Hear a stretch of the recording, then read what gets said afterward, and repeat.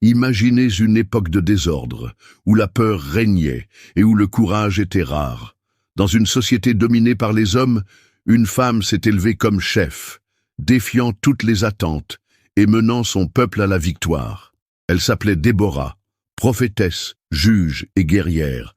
Ce n'est pas seulement l'histoire d'une dirigeante intrépide, mais un témoignage de la puissance de la foi, de la sagesse et de l'obéissance à Dieu, capable de transformer l'impossible en réalité. Ce que vous ne savez peut-être pas, c'est que son parcours révèle des vérités surprenantes sur ce que signifie faire confiance à Dieu en temps de crise. Israël traverse une période sombre. Pendant 20 ans, le peuple hébreu a souffert de l'oppression brutale de Jabin, roi de Canaan. Son général, Sisera, était un commandant redouté, connu pour sa cruauté et ses stratégies militaires impitoyables. Son armée comptait 900 chars de fer, une puissance de guerre sans précédent à l'époque. Pour les Israélites, ces chars n'étaient pas de simples armes, mais des symboles de terreur. Les soldats de Jabin dominent le pays et toute tentative de résistance semble vaine. Mais cette oppression n'est pas le fruit du hasard. Elle est la conséquence de l'infidélité du peuple d'Israël. Ils avaient rompu leur alliance avec Dieu, adorant de faux dieux et ignorant les commandements qui les distinguaient des autres nations. Il en est résulté un cycle douloureux de péché et de souffrance. Chaque fois qu'Israël se détournait de Dieu, l'oppression s'installait. Mais dans son angoisse, le peuple appelait à l'aide. Ses prières, pleines de désespoir, sont montées jusqu'au ciel. C'est alors que Dieu a suscité une libératrice improbable, Déborah. Contrairement au chef précédent, Déborah n'était ni un guerrier, ni un roi. C'était une prophétesse, la seule femme parmi les juges d'Israël. Son rôle était unique et inattendu, surtout dans une société où le leadership était presque exclusivement masculin. Assise sous un palmier entre Rama et Bethel, dans les montagnes d'Éphraïm, Déborah est devenue le centre de la justice en Israël. De partout, les gens venaient lui demander conseil et discernement, se fiant à sa sagesse pour régler les différends et révéler la volonté de Dieu.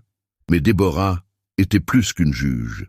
Elle était une lueur d'espoir au milieu du déclin spirituel d'Israël. Alors que les hommes hésitent, envahis par la peur, elle reste ferme dans sa foi. Son courage contrastait avec l'apathie d'un peuple qui semblait avoir perdu la volonté de se battre. Face à l'oppression de Jabin et de Sisera, personne n'osait se lever. Les dirigeants d'Israël étaient paralysés, incapables d'agir. C'est Déborah qui a brisé ce cycle en répondant à l'appel divin pour libérer sa nation. Un jour, la parole du Seigneur lui parvint avec un ordre clair, appeler Barak, fils d'Abinoam, à la tête d'une armée contre les forces de Sisera. Déborah envoya un messager à Barak, qui vivait à Kédesh, dans la tribu de Nephtali. Lorsqu'il se présenta devant le juge, elle lui donna l'ordre divin. L'Éternel, le Dieu d'Israël, t'ordonne de rassembler 10 000 hommes des tribus de Nephtali et de Zabulon et de les emmener sur le mont Tabor. Là, j'attirerai Sisera et son armée jusqu'au fleuve Kishon, où je livrerai ses troupes entre tes mains. C'était un plan audacieux. Attaquer une puissante armée équipée de chars de fer semblait relever du suicide. Les Israélites ne disposent ni d'un armement avancé, ni d'un entraînement militaire sophistiqué. Malgré tout, la promesse de victoire venait directement de Dieu. Mais la réponse de Barak révèle ses incertitudes. Il dit à Déborah, « Si tu m'accompagnes, j'irai. Mais si tu n'y vas pas, je n'irai pas. » Barak voulait que la présence de Déborah lui garantisse que Dieu était vraiment avec eux. Son hésitation montrait son manque total de confiance dans la promesse de Dieu. Déborah répondit fermement, « J'irai certainement avec toi, mais sache qu'à cause de ton attitude, l'honneur de la victoire ne te reviendra pas. Le Seigneur livrera Sisera entre les mains d'une femme. » Par cette déclaration prophétique, Déborah anticipe une issue inattendue à la bataille qui s'annonce. Barak et Déborah convoquent les hommes de Nephtali et de Zabulon et rassemblent une armée de 10 000 guerriers. La nouvelle de leur mobilisation se répand, réveillant un nouvel esprit chez les Israélites. Inspirés par la foi de Déborah, ils se préparent à affronter l'ennemi. Le décor est planté. Le moment de la bataille approche. Mais personne n'aurait pu prévoir comment Dieu interviendrait de manière extraordinaire pour transformer cette guerre en un triomphe inoubliable. Avec les 10 000 hommes prêts à combattre, Déborah et Barak se dirigent vers le mont Tabor. Pendant ce temps, Sisera reçoit des nouvelles des mouvements de l'armée israélite. Confiant dans la supériorité de ses chars de fer et dans la force de ses soldats, il rassemble immédiatement ses troupes et se dirige vers le fleuve Kishon. Les Israélites sont en infériorité numérique et ont moins de ressources, mais ils possèdent quelque chose que les Cananéens n'ont pas, la promesse de Dieu lui-même. Malgré cela, la peur plane dans l'air. Les guerriers savent qu'ils sont sur le point de relever le plus grand défi de leur vie. Lorsque les armées ennemies prirent position dans la vallée en contrebas, Déborah se tourna vers Barak et d'une voix ferme et pleine d'autorité divine proclama « Va, c'est aujourd'hui que le Seigneur a livré Sisera entre tes mains. Le Seigneur t'a déjà précédé. » Avec cette déclaration, les hésitations se dissipent. Barak conduit ses hommes dans une attaque éclair vers le bas de la montagne en direction de la puissante armée cananéenne. Sisera, habitué à dominer le champ de bataille, ne s'attendait pas à une telle audace de la part des Israélites. Mais, à ce moment-là, quelque chose d'extraordinaire se produit. Une violente tempête se forme. Des rafales de vent balaient la vallée, suivies d'une pluie torrentielle qui transforme le sol sec en un bourbier dangereux. Ce qui semblait être un avantage écrasant pour Sisera devint sa perte. Ces redoutables chars de fer qui traversaient normalement les champs comme des lames s'enlisèrent dans la boue. Les chevaux, terrifiés par le tonnerre et le sol glissant, paniquent. L'armée cananéenne, désorganisée et vulnérable, est submergée par la confusion. Les guerriers de Barak avancent avec férocité, attaquant leurs ennemis sans pitié. Ce qui avait semblé être une bataille perdue pour les Israélites devient une victoire improbable, forgée par la main de Dieu lui-même. Sisera, voyant son armée massacrée, abandonne son char et s'enfuit à pied. Son assurance et son arrogance ont disparu. Le grand commandant des Cananéens n'est plus qu'un homme désespéré qui court à sa perte. Pendant ce temps, les Israélites poursuivent leur attaque. Les soldats de Sisera tombent les uns après les autres, jusqu'à ce qu'il n'en reste plus un seul debout. L'armée de Jabin est complètement détruite. La domination cananéenne, qui avait opprimé Israël pendant 20 ans, touchait à sa fin. Mais l'histoire n'était pas encore terminée. Le destin de Sisera allait prendre une tournure inattendue et surprenante. Épuisé et à court d'options, le général fugitif aperçoit une tente isolée et court vers elle. C'est le camp d'Héber, le Kénien, un homme qui a conclu une alliance neutre avec le roi Jabin. En s'approchant, il est accueilli par Jaël, la femme d'Héber. D'un air calme et accueillant, elle l'invita à entrer, lui offrant un refuge sûr. « Entrez, monseigneur, n'ayez pas peur », lui dit-elle en le couvrant d'une couverture pour le rassurer. Sisera, épuisé, demanda de l'eau, mais Jaël alla plus loin et lui offrit du lait chaud, l'aidant à se détendre. Il avait du mal à garder les yeux ouverts. Avant qu'il ne s'endorme profondément, il lui ordonna « Montez la garde à la porte de la tente. Si quelqu'un demande s'il y a quelqu'un ici, dis non. » Mais Jaël avait d'autres projets. Pendant que Sisera dormait profondément, elle prit un marteau et un piquet de tente. Avec précision et détermination, elle place le pieu sur la tempe du général et d'un coup sec, lui enfonce la tête, le clouant au sol. Le commandant redouté des Cananéens, responsable de décennies d'oppression, a trouvé la mort non pas au combat, mais entre les mains d'une femme. Peu après, Barak arrive à la poursuite de Sisera. Jaël sortit de la tente et dit calmement « Viens, je vais te montrer l'homme que tu cherches. » Lorsque Barak entra, il vit le corps de Sisera étendu avec un pieu dans la tête. La prophétie de Déborah s'est accomplie d'une manière inattendue. La gloire de la victoire ne revient pas à Barak, mais à une femme, comme Dieu l'avait annoncé. Avec la mort de Sisera, Israël prend l'élan nécessaire pour mettre un terme définitif à la domination de Jabin. Le roi cananéen perd son principal général, et au fil du temps, sa force se dissipe. Les Israélites, désormais renforcés, marchèrent contre sa ville et détruisirent son gouvernement oppressif. La victoire n'a pas été remportée uniquement par les épées et la stratégie, mais par l'intervention directe de Dieu. Il a utilisé des instruments improbables, une prophétesse, un chef hésitant et une femme étrangère, pour changer le destin d'une nation. Avec la mort de Sisera et la destruction de l'armée cananéenne, le règne du roi Jabin commence à s'effondrer.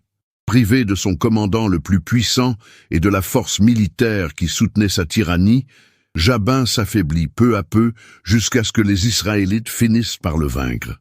L'oppression qui avait duré 2 décennies prit fin. Le peuple d'Israël, autrefois terrorisé et subjugué, célèbre maintenant la liberté qu'il a gagnée non pas par sa propre force, mais par l'intervention directe de Dieu. Déborah, la prophétesse et juge qui avait eu une confiance inébranlable dans les promesses de l'Éternel, a été témoin de l'accomplissement de ce qu'il avait promis.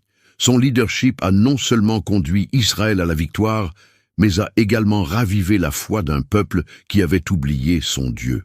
Mais l'histoire ne s'arrête pas à la seule victoire militaire. Le souvenir de cette grande action devait être préservé pour les générations futures, afin qu'Israël ne se détourne plus jamais de son Créateur. C'est ainsi que Déborah a fait quelque chose qui résonnera pendant des siècles. Elle a composé un chant de louange et de célébration, un chant qui éternisera ce moment dans l'histoire de son peuple. Debout devant Israël, Déborah éleva la voix et entonna « Louez l'Éternel, car les chefs d'Israël se sont avancés de bon cœur et le peuple s'est offert au combat avec empressement. Écoutez, roi, écoutez, chef, je chanterai pour le Seigneur, le Dieu d'Israël. » Son chant racontait l'histoire de l'oppression d'Israël, la lâcheté des hommes qui ne se levaient pas pour combattre, et le courage de ceux qui se confiaient au Seigneur. Elle exalta les tribus qui répondirent à l'appel au combat et réprimanda celles qui hésitaient. Déborah décrit en détail la puissance de Dieu dans la bataille, rappelant comment le Seigneur a fait trembler la terre et comment les cieux ont déversé des pluies torrentielles pour vaincre les ennemis. Du haut des cieux, les étoiles ont combattu, de leurs orbites, elles ont combattu Sisera. Le fleuve Kishon les a emportés, l'antique fleuve Kishon a balayé les puissants, mais elle ne s'arrête pas là. Dans son chant, Déborah exalte la femme qui a accompli la prophétie et porté le coup final au grand commandant ennemi. Que Jaël soit la plus bénie des femmes. Sa main s'est tendue vers le pieu, sa main droite a saisi le marteau des ouvriers. Elle a frappé Sisera, elle lui a écrasé la tête, elle lui a percé et transpercé la tempe. Avec des vers poétiques, Déborah met même en scène la mère de Sisera attendant en vain le retour de son fils, ignorant qu'il a déjà été vaincu par une simple femme. Le chant de Déborah n'était pas seulement un éloge de la victoire, mais un rappel solennel que Dieu se bat pour ceux qui ont confiance en lui. Son chant était un témoignage éternel de la fidélité du Seigneur et de l'importance de l'obéissance. C'est ainsi qu'Israël connut la paix pendant 40 ans. La génération qui a vécu cette grande délivrance a connu une période de prospérité et de sécurité. Tant que Déborah a vécu, son leadership fut une marque de justice et de sagesse. Mais l'histoire d'Israël montre que chaque fois que le peuple se détourne de Dieu, l'oppression revient. La question restait de savoir combien de temps Israël se souviendrait de cette leçon. L'histoire de Déborah n'est pas seulement un récit de guerre et de délivrance. C'est un témoignage puissant sur la foi, le courage et la manière dont Dieu utilise des personnes improbables pour accomplir ses desseins. Déborah n'était pas une guerrière au sens traditionnel du terme.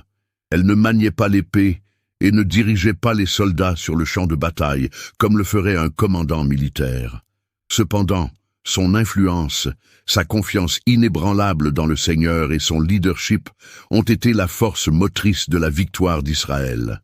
Elle a montré que la véritable force ne réside pas dans les armes ou le nombre de soldats, mais dans l'obéissance à Dieu. Alors que les hommes d'Israël hésitaient, que Barak doutait, c'est Déborah qui a tenu bon, croyant en la promesse de Dieu. Son histoire est riche d'enseignements qui se perpétuent encore aujourd'hui. Tout d'abord, nous apprenons que Dieu ne choisit pas ses dirigeants en fonction de critères humains. Dans une société patriarcale, il a choisi une femme pour gouverner et libérer Israël. Déborah n'a pas eu à se conformer aux attentes de son époque. Elle a été utilisée par Dieu exactement comme elle était, et cela a suffi. Deuxièmement, nous voyons que l'obéissance à Dieu est plus importante que la force humaine. Barak a été appelé à diriger l'armée, mais il a hésité. Sa réticence a fait que la victoire finale est revenue à quelqu'un d'autre. La simple Jaël, qui n'aurait jamais été considérée comme une héroïne de guerre. Cela nous rappelle que Dieu honore ceux qui répondent rapidement à son appel, et non ceux qui hésitent par peur. Enfin, l'histoire de Déborah nous enseigne que les vrais dirigeants ne recherchent pas le pouvoir ou la gloire, mais plutôt à servir et à diriger avec sagesse. Déborah n'a pas cherché à obtenir un statut ou une reconnaissance. Son rôle était inspiré par sa foi et son dévouement au peuple d'Israël. Son leadership a apporté la justice, la paix et l'espoir à une nation perdue. Même après sa victoire, Déborah n'a pas revendiqué le mérite pour elle-même. Au contraire, elle a entonné un chant de louange, exaltant le nom de Dieu. Car après tout, il ne s'agissait pas d'elle, mais de la fidélité du Seigneur et de son pouvoir de délivrer son peuple. L'héritage de Déborah résonne à travers les siècles. Son histoire nous incite à faire confiance à Dieu, à répondre à son appel et à nous rappeler qu'il agit souvent par l'intermédiaire de ceux que le monde attend le moins. Si cette histoire vous a inspiré, imaginez combien d'autres dans la Bible attendent d'être redécouvertes. Rejoignez-nous pour continuer à explorer des histoires incroyables pleines de foi, de courage et de transformation. Abonnez-vous à la chaîne et partagez ce voyage avec d'autres.